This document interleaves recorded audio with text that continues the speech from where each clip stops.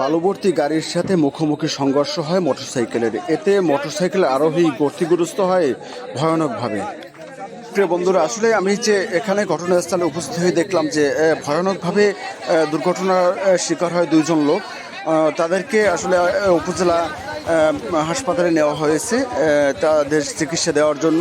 আসলে যে এতটা গুরুত্বপূর্ণভাবে যে তারা অ্যাক্সিডেন্ট হয়েছে, যেটা আপনাদের সামনে আমি কিভাবে উপস্থাপন করবো আমি জানি না।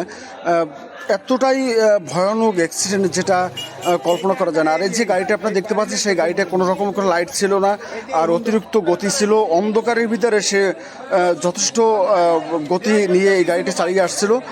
সেজন্য স্থানীয় লোকজনের সকলেরই এই কথা যে এই গাড়িটার যথেষ্ট পরিমাণে গতি থাকার কারণে আজকে এই সড়ক দুর্ঘটনার ঘটনাটি ঘটে।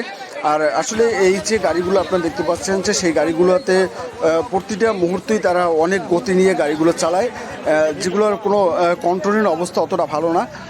তো সেজন্য এই রকমের দুর্ঘটনা ঘটে থাকে। আসলে আপনারা দেখতে পাচ্ছেন যে এখানে শত শত লোক জড়ো হয়েছে শুধু এক নজর দেখার জন্য। আর আমি এই আপনাদের সামনে সেই যে ভয়ানক চিত্রগুলো সেগুলো নিয়ে আসি নাই, যাতে আপনারা দেখলে অনেকটা করবেন যে কষ্ট পাবেন। সেজন্য আমি এই দৃশ্যটি আপনাদের সামনে তুলে ধরি নেই।